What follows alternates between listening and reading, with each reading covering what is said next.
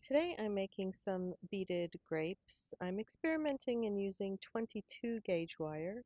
I usually use 24 or 26 gauge wire for the grapes, so we'll see how this goes. I start by just folding over one end of about 15 inches of wire so that the beads don't slip off of the end as I add them. I'm adding 21 teardrop shaped beads. These are glass beads, but they are in a hematite kind of finish, which I thought would look good with the black wire that I'm using.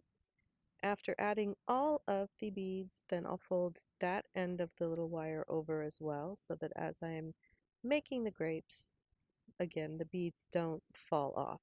And 15 inches of wire is more than enough so that when I trim these ends off a few times as I work, I'm not causing myself any potential trouble. So then find the seventh bead from either side and wrap the wire or twist that bead a few times just to create the center of the bunch of grapes.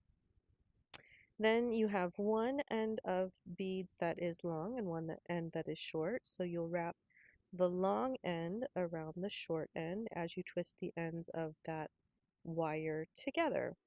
And if you do this with some practice, it will pretty instantly look like a little bunch of grapes. Then I'm just going to twist the wire up for about an inch, and I'm going to do a basic wire wrap loop here with my round nose pliers. And I don't want the ends of the wire to be twisted together too far because I'm going to want the wires then to go in opposite directions to make the little tendrils that grapevines are known for. So after wrapping this around several times until I feel like it looks appropriate, first I'm going to take one end of this wire. Usually one is longer than the other, so take the longer end of the wire and you can go ahead and trim off that little bend on the end of the wire, and I'm going to add a leaf. I have not been able to find grape leaves. I use maple leaves because they look pretty close. This is some other kind of little leaf. It does not look like a grape leaf, but that's okay. I think artistically it's fine. So I'm just going to twist the wire around this little leaf a few times, and then I'm going to wrap that end of the wire one more time around the wire underneath the loop to make sure that, again, my wires are facing in opposite directions.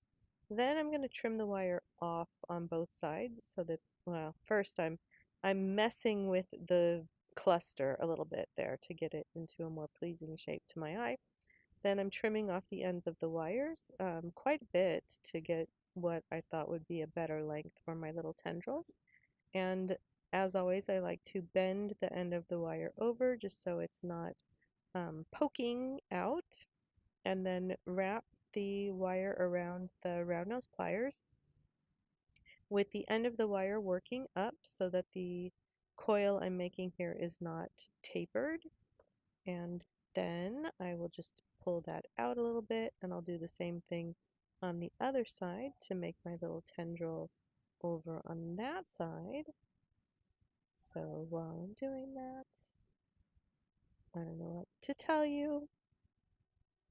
This wire was, this is what I want to tell you. This wire, this 22 gauge wire, was a little bit stiff. I am going to say I do not recommend this as a general rule. I recommend 24 or 26 gauge wire for these grapes, but I wanted to give it a try because I had a lot of this wire available and I thought it would look good with these beads. So then pull the end of this little second tendril out, and there are the grapes.